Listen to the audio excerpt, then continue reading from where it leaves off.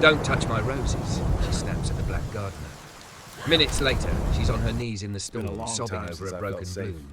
His hand closes over hers on the shears, and the next thing to cut is her heart. Before we dive in, make sure to hit subscribe, tap like, and share this video. The more voices we reach, the louder these stories become. And drop your city in the comments. Let's see where love finds us. The first time Malik Hayes walked into the Kensington garden, he felt the silence before he heard it. Rich people's houses were never quiet in the way his childhood home had been. This was a curated quiet, like the stillness in a museum before someone breaks a rule. The air smelled like wet soil, clipped boxwood, and something sweet and powdery that wasn't any flower he recognized. The roses were everywhere. They climbed the brick wall in disciplined rows, wrapping their thorned arms around iron trellises, spilling over the white stone borders like they were trying to escape their own perfection. Fat blooms in blush, cream, and velvet red leaned toward the light, heavy-headed and beautiful. He pulled off his cap, wiped his forehead with the back of his wrist, and just looked. If flowers could hold history, these did. "Hey!" The voice cracked across the courtyard like a snapped branch. Malik turned. She stood in the doorway of the old stone house, framed by tall French doors and morning light. Thick, curvy, all soft lines and sharp angles at once, like someone had poured a storm into a sexy white woman's body and told her to keep it together. Her fitted deep green wrap dress hugged her waist and full hips, fabric pulling slightly over her soft stomach and generous chest. Bare legs, strong thighs, a glint of anklet at one slim ankle. Her blonde hair fell in loose waves over her shoulders, and her lipstick was the exact deep red of the darkest rose behind him. Her expression did not match the softness of her body. "You're the new gardener?" she demanded, crossing the stone terrace with quick, irritated steps. "From Green Line?" "Yes, ma'am." Malik straightened a little, tucking his gloves into his back pocket. "Malik Hayes. I didn't ask for your last name," she snapped, then winced at herself, as if she'd heard how it sounded. She exhaled, shoulders dropping just a fraction. "I'm Ava Kensington. This is my house, my garden." Her gaze flicked over him like she was taking inventory she didn't remember ordering. Dark skin, broad shoulders, work-strong hands, the faded T-shirt with the company logo stretched across his chest, cargo pants worn at the knees, boots dusty from another job. Her eyes paused at his hands just a heartbeat too long. He shoved them into his pockets. "Yes, ma'am," he repeated.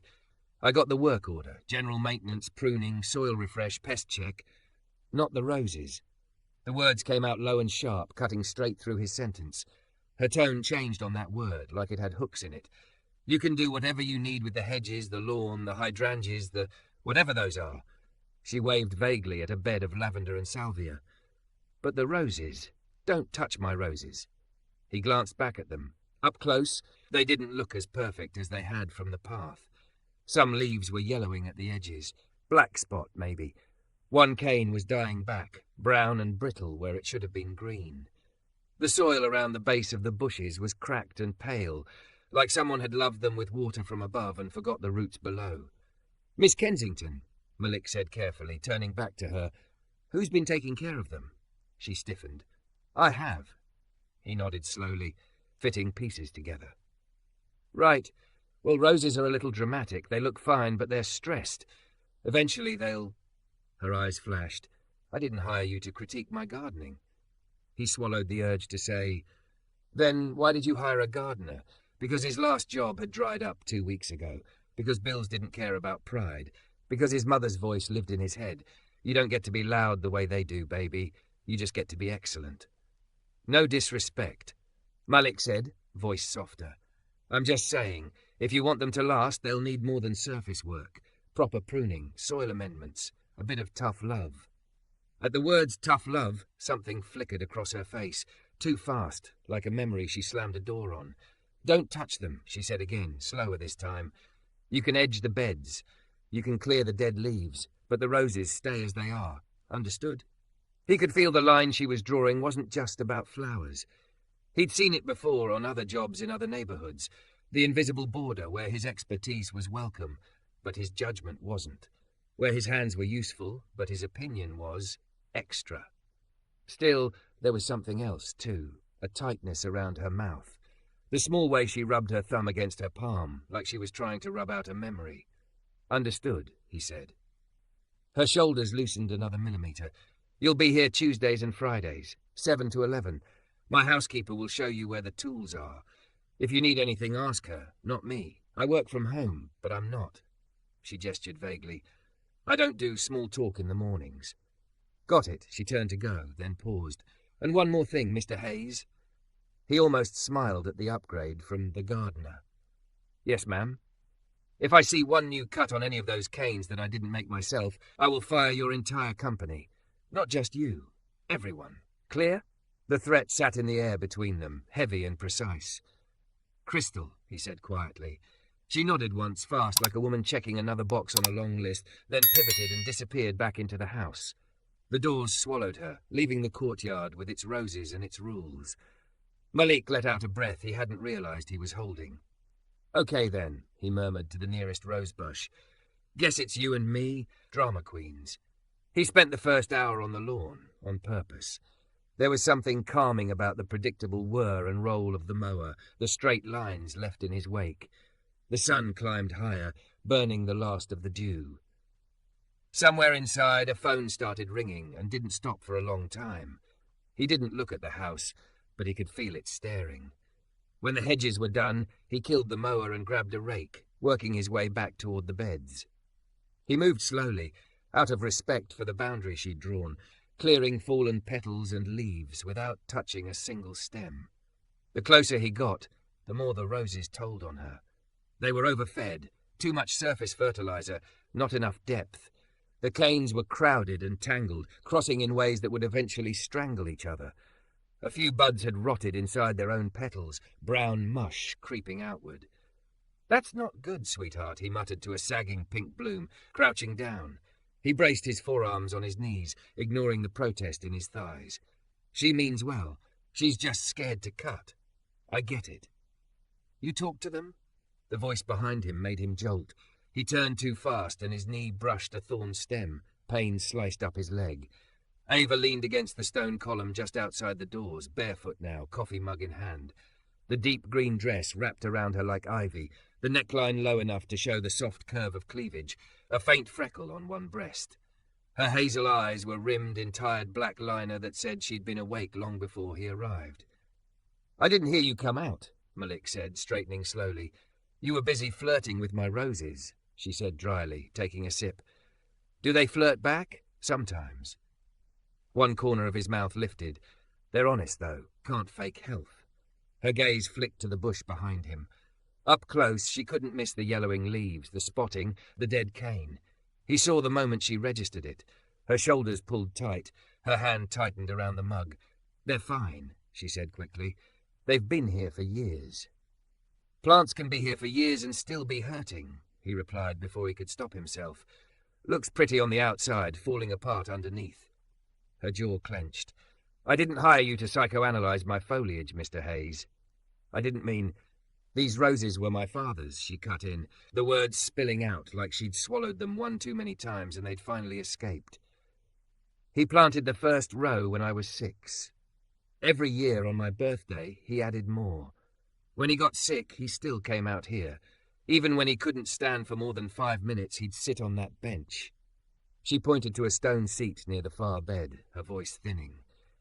"And tell me where to dig, where to plant. This is the last thing he touched before he—" Her voice broke on the word died, like it was a thorn that had never healed. Malik's chest tightened. "I'm sorry," he said quietly. She swallowed hard, eyes fixed on a point somewhere over his shoulder. "So no one touches them? Not the maid, not the last gardener, not anyone? I do. I did. He taught me. They bloom every year. That's enough." He looked at her, really looked. The way she planted herself between the house and the roses like a guard. The way her fingers trembled just slightly on the mug. The grief layered under irritation. "Ava," he said, testing the name carefully. "Sometimes loving something means letting someone who knows what they're doing help you keep it alive. Not replace you. Help you." Her eyes snapped back to his. For a heartbeat, they were just a man and a woman in a garden. No money, no job, no rules. Just two people who both knew what it was to lose something you couldn't get back. Then the moment slammed shut. "You have your instructions," she said, the rich girl steel sliding back over her voice. "Do your job. Leave my roses alone." She turned to go, then hesitated, her back to him. "For the record," she added, not looking at him, "they do flirt. When they're happy, they smell different, sweeter." Her voice dropped, turning almost wistful. "It's been a long time since they did."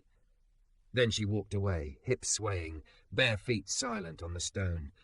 Malik watched her go, the word "okay" stuck somewhere between his chest and his throat. When he was sure she was gone, he crouched again, very gently cupping one drooping bloom in his hand without bending a single cane. "I'm not going to cut you," he murmured, thumb hovering just shy of the petal. "Not yet. But I'm not going to let you die like this either. Deal?" A breeze moved through the garden, lifting the scent of roses and coffee and something warm and human drifting from the house. He knew two things for sure. One, if he followed her rules exactly, these roses would be dead within the year. Two, if he broke them, he might lose his job. He let the bloom go, slowly, like he was letting go of something inside himself too. "Drama queens," he whispered again. But when he went back to his rake and shovel, he kept finding his gaze drawn to the roses and to the shadow moving behind the upstairs window, where he could feel Ava Kensington watching him, like he was the one thing in her garden she hadn't decided what to do with yet. By the end of the first week, the sound of his boots on the stone path had become part of Ava's mornings. She told herself it was just routine.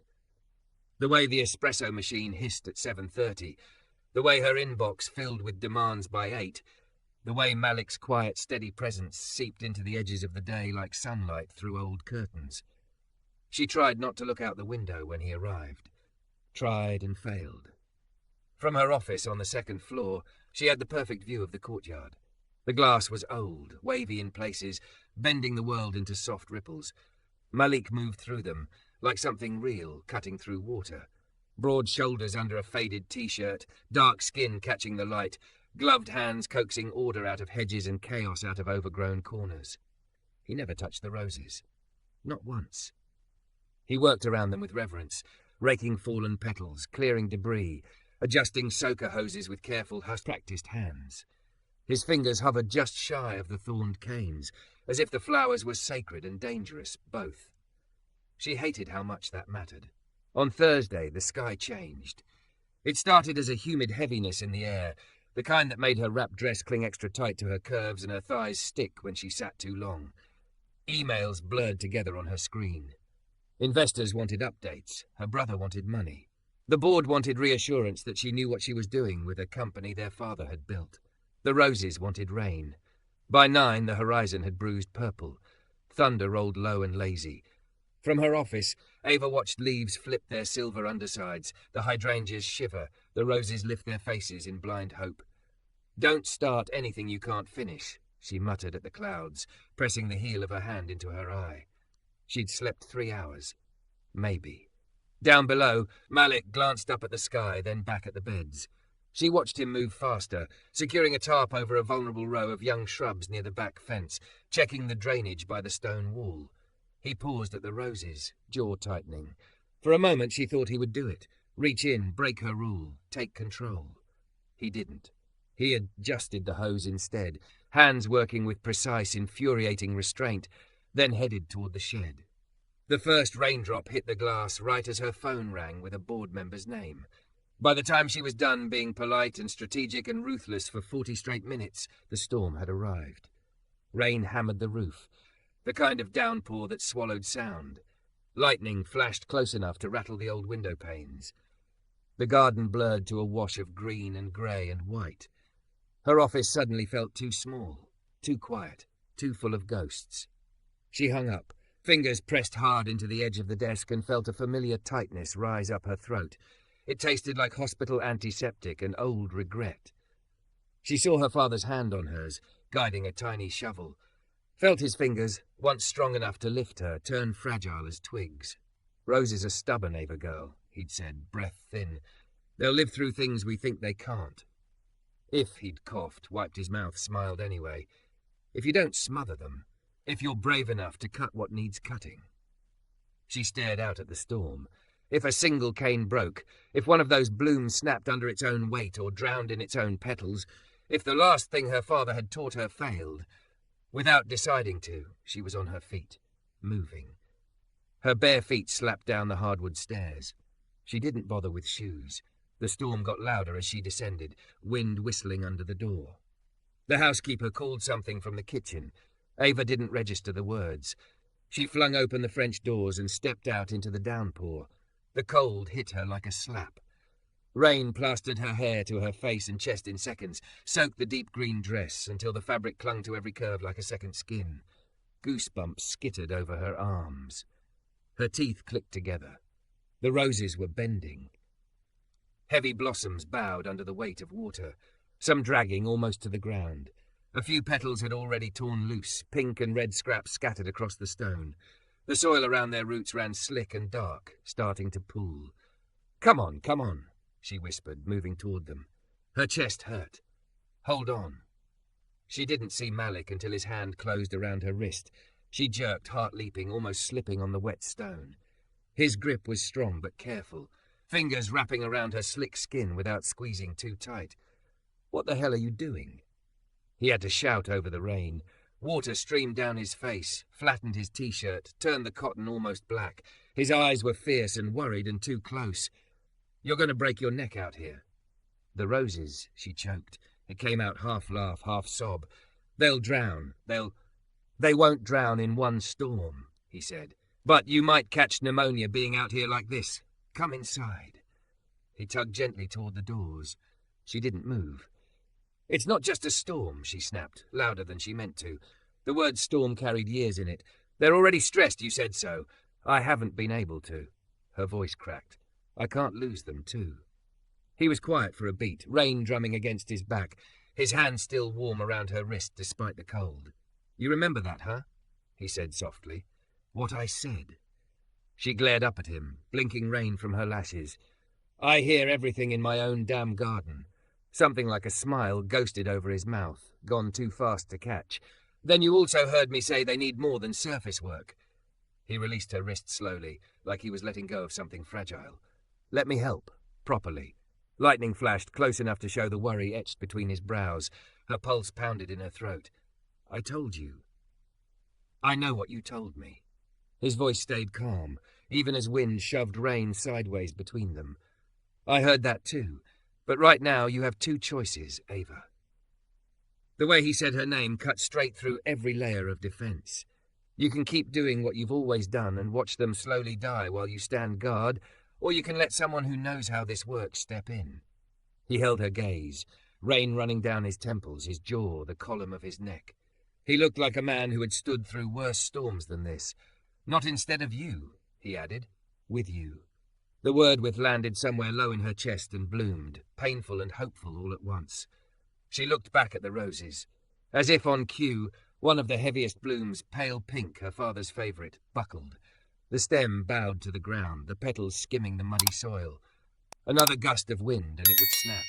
Her breath caught. Without thinking, she splashed forward. "Ava!"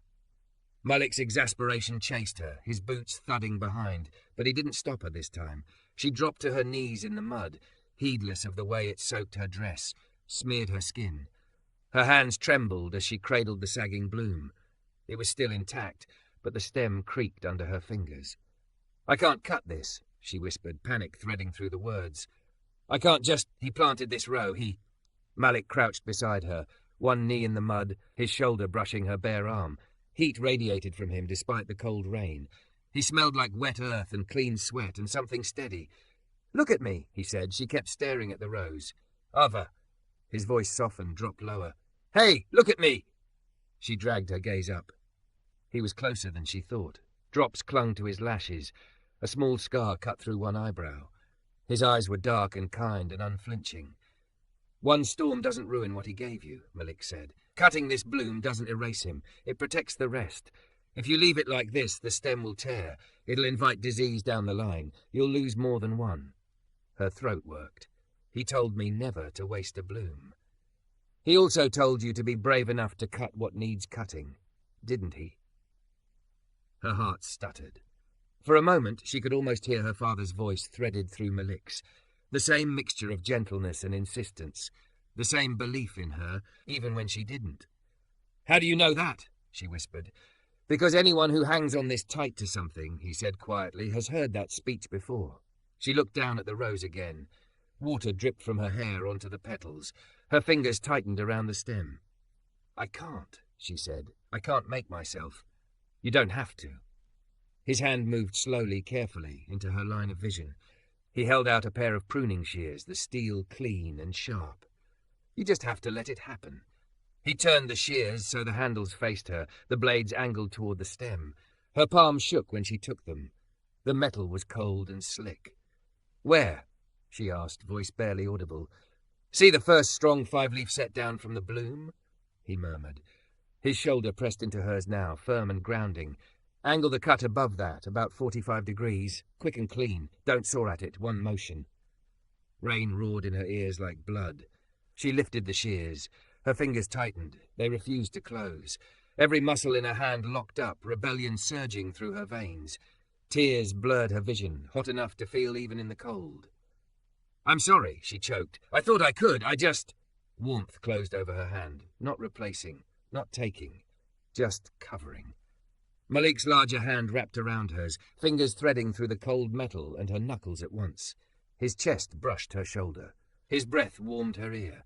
"We'll do it together," he said. He didn't squeeze. He didn't force. He just steadied. She exhaled, a shaky breath that felt like it came from somewhere years deep. "On 3, he murmured. 1, 2. She closed her eyes on the 3. Their joined hands moved. The shears snapped through the stem with a soft, decisive sound. For a moment, nothing existed but that cut. She opened her eyes. The damaged bloom lay in her palms, whole and unbroken, no longer dragging its stem down. The cane stood cleaner now, the cut neat above a set of healthy leaves. The rest of the plant seemed to lift, freed of the weight. A sob tore loose from her chest, sharp and unexpected. It wasn't about the rose. It was never just about the rose. Malik's hand was still over hers, steady and warm, as if he knew better than to let go too quickly. "You didn't kill it," he said softly. "You saved what's left." She stared at their hands, at the fallen bloom, at the clean cut.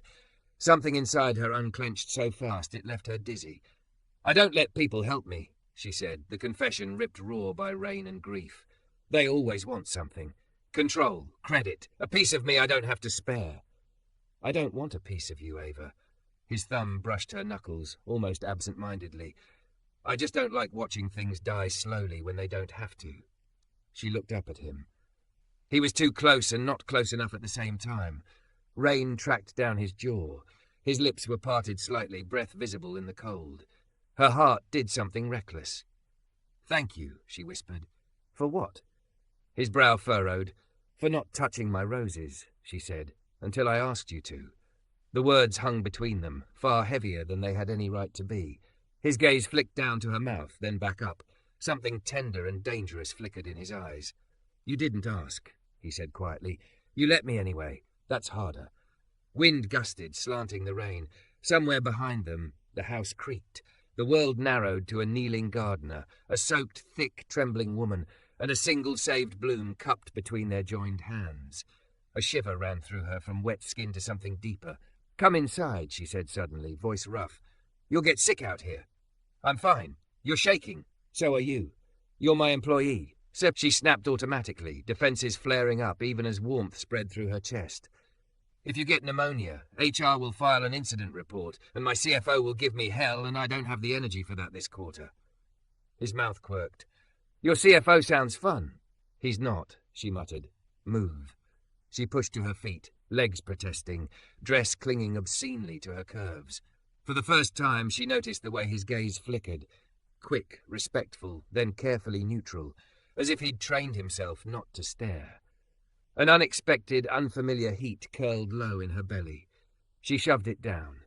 They walked back toward the house together, the storm pounding around them, the cut stem and fallen bloom marking the first small, brave wound in walls she'd sworn never to lower. Behind them, the roses stood in the rain, bruised but upright, like they were waiting to see what else she might finally be brave enough to let him touch. 2 weeks after the storm, the garden no longer felt like a museum. The roses were still recovering, new shoots pushing out where old canes had been cut, tight green buds waiting for permission to open. But the whole courtyard had shifted. Air moved differently through it now. It felt less like a shrine and more like something alive. Ava Kensington stood at her office window, barefoot, mug of coffee warming her palms, watching Malik move between the beds. Every Tuesday and Friday she told herself she'd cancel, that she didn't have time to be on her knees in the dirt while the board circled and her email screamed. Every Tuesday and Friday she found gloves waiting on the terrace bench at 7:30 sharp. Every time she went. Her calendar showed strategic review block. Only she and Malik knew that meant try not to have a panic attack while cutting away dead wood. Today, though, the calm she'd borrowed from the garden was fraying. Her phone buzzed with a name she couldn't ignore. Victor, her CFO. She pressed answer. This better be about our liquidity and not your new golf clubs. You're funny when you're stressed, he said. Board call in 30. They added an agenda item. Kensington Revitalization Plan. Her stomach dropped. We already have a plan. Not this one. Papers rustled on his end. They want to unlock underutilized real estate value. Their words. She stared at the courtyard. Which real estate? Pause. The house, he said. The grounds. They're floating the idea of selling or repurposing. Luxury retreat, boutique hotel. Or, this one's going to sting, a full tear down and rebuild with an infinity pool and event decks. Symbolic of a new era. A cold sweat broke out along her spine. The garden. They see it as sentimentality we can't afford. She heard her own breathing too loud in her ear. You're the CEO. Victor reminded her. You can push back. You can stall. But I'm telling you, Ava, if they think you're choosing roses over revenue, they'll make their own cuts. And they'll start with you. She hung up without saying goodbye. Outside, Malik was checking along the wall where the roses climbed, fingers brushing lightly over new buds, careful not to crush them. He moved with the same quiet focus that had started to rearrange her pulse. Underutilized value. She wanted to put every board member on their knees in front of one bloom and see if they could say that with a straight face. She grabbed her blazer out of habit, then dropped it on the chair. Out there, she was just a woman in leggings and a loose t-shirt, thick and soft, hair tied back, dirt under her nails. Out there, her title didn't matter as much as whether she could make the next cut. She needed that woman more than she needed the CEO right now. By the time she stepped into the courtyard, Malik had already laid out tools on the bench. He looked up, and the small, unguarded smile he gave her when he saw she'd come hit her somewhere she didn't have armor. Morning, he said. You're early. Trouble sleeping? Trouble existing, she muttered, pulling on her gloves. The board wants to bulldoze my ribs. His brows knit.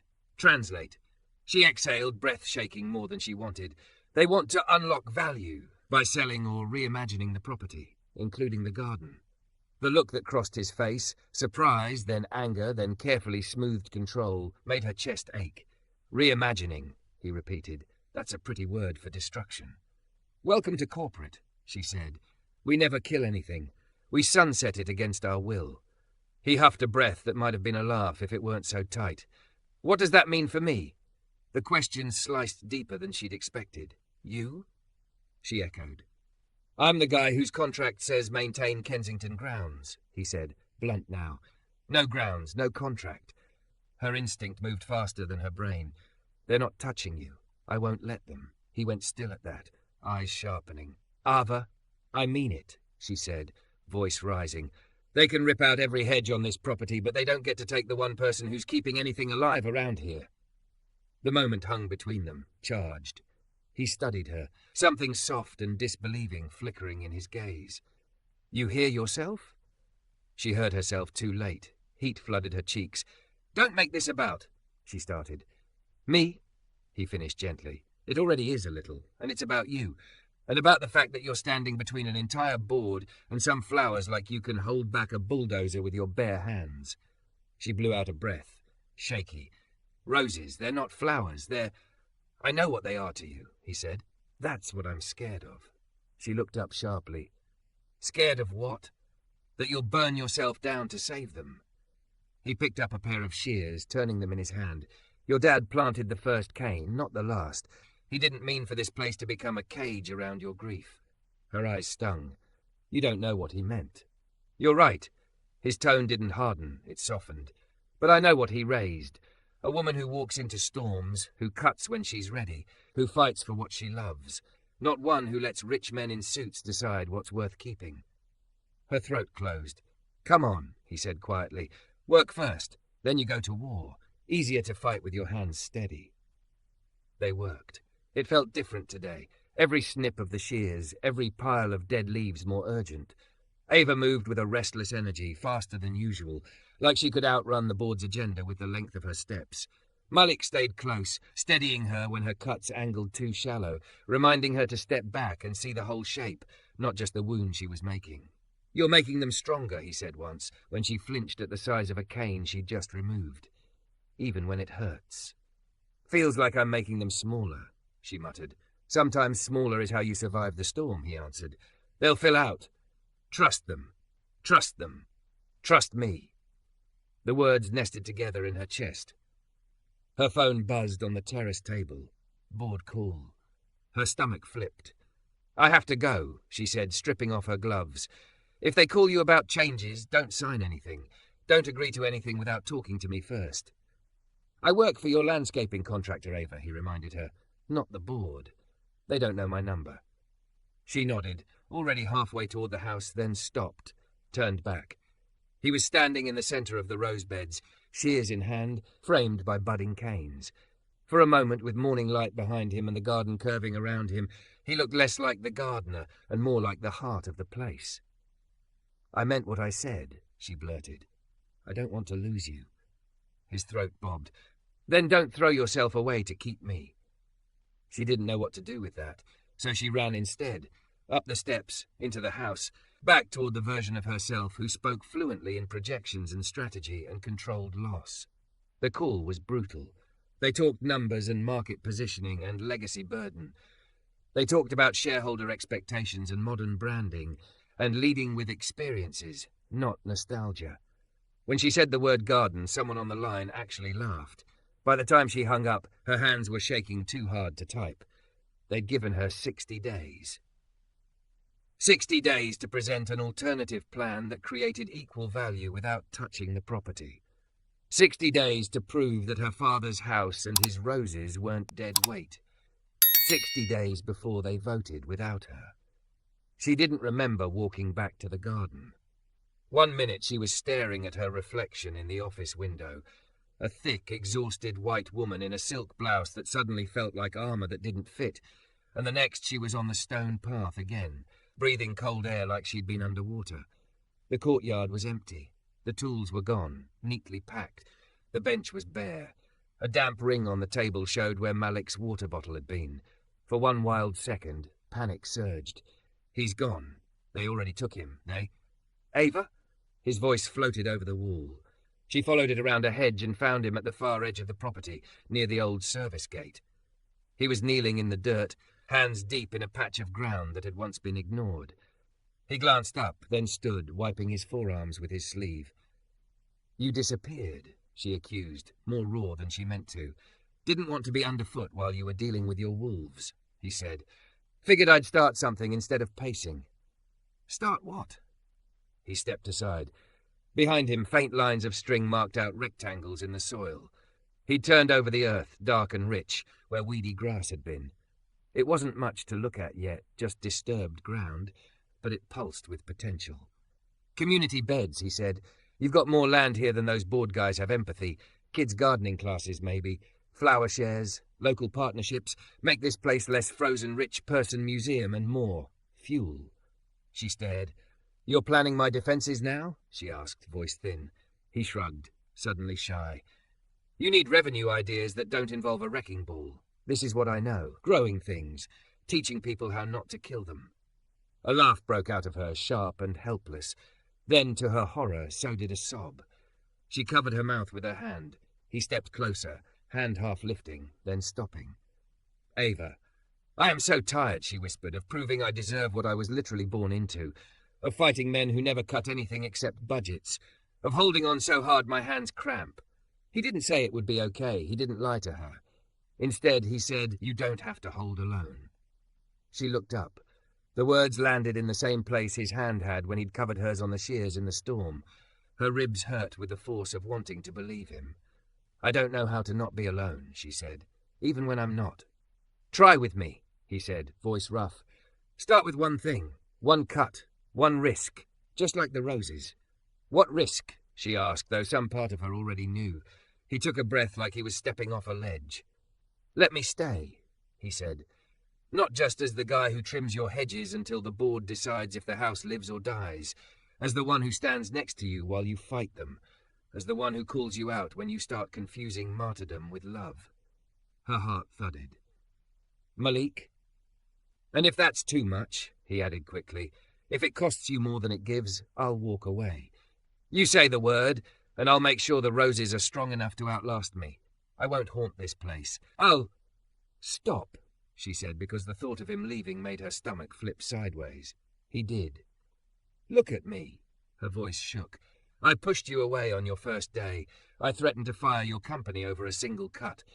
I treated you like a risk when you were the only honest thing in this garden, and you still stayed." "Roses are stubborn," he said softly. "So are the people who love them." "I don't know how to love without gripping," she admitted. "Then let's learn how to hold instead," he said. "Less choke, more support. We can practice on the roses if you want." Something in her, stretched tight for years, finally snapped. Not the way a stem breaks, but the way a knot comes undone. She reached for him. Her fingers curled into the damp cotton of his shirt, right over his heart. He sucked in a breath, eyes going wide. "You already touched my roses," she said, voice shaking, "and you didn't break them. Maybe I'm allowed to see what you do to me." "Ava," he whispered, but it sounded like a prayer, not a warning. "Just don't do it halfway," she said. "If this is a cut, make it clean." He didn't close the distance until he saw the small nod she didn't realize she'd given. Then he stepped in. His hands framed her face, thumbs brushing rain-salted tracks she hadn't felt fall. His body was warm, solid, grounding. He paused, the tip of his nose brushing hers, giving her one last chance to push away. She went up on her toes instead. The kiss wasn't careful like the first time in her imagination. It was messy, desperate, a little clumsy, teeth bumping, breaths hitching, hands finding purchase wherever they could. Years of held-back grief and fear and want crashed together in the space between their mouths. She tasted ginger and rain and every morning they'd spent in the dirt. He tasted like someone who'd spent a lifetime swallowing his own needs and was finally, tentatively, letting one out. When they broke apart, they were both breathing hard. The garden seemed to exhale with them. "You okay?" he asked, forehead resting against hers. "No," she said honestly. "I'm terrified." "Me too." His smile was small, tremulous. "But we're still standing." "Not for long," she muttered, knees weak. He laughed, the sound low and incredulous, and pulled her in, one arm around her thick waist, no hesitation, no flinch. She let herself lean, weight and all, and felt him adjust, not straining, not complaining, just holding like he'd been built for it.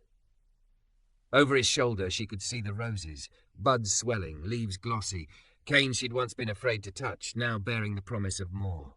60 days. Maybe they'd lose the house. Maybe they'd win. Maybe the board would force them into a smaller space, a different future, a new shape.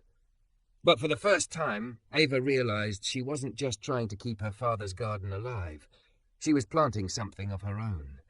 Malik's fingers slid down her spine, rested over the middle of her back, the place where all her tension lived. "You know they're going to hate this," she murmured into his shoulder. "The board, the press, everyone who thinks a black gardener and a Kensington heiress is a scandal, not a story." He huffed against her hair. "They already hate that a black gardener talks back in your board reports." She pulled back enough to see his face. "You're in my board reports?" "You keep quoting me," he said, a little smug. "Sometimes you have to cut what looks pretty to save what actually matters. That's mine." "Plagiarism is a Kensington tradition," she said, but there was a smile curling her mouth now. "Get used to it." He brushed his thumb along her jaw, eyes soft. "As long as the part where your heart starts learning it isn't a museum piece, that part's ours." She closed her eyes briefly, letting the words soak in like rain. Then she straightened, wiping dirt from her leggings, planting her feet. "Okay," she said. "We build the beds. We draft a plan. We turn this place into something they can't write off as sentiment. And if they still want to tear it down, we'll make sure the roots are somewhere else by then, he finished. Maybe in a community garden 2 blocks over. Maybe in anything we grow together. Together. She wrapped her fingers around his, feeling how they fit. Don't touch my roses, she said softly, echoing that first day, and then, with a steadiness that surprised her, she added, unless you're planning to stay long enough to see them bloom. He lifted her hand to his lips, pressed a kiss to her knuckles, eyes never leaving hers. I was always here for the bloom, he said. I just didn't know it would be yours.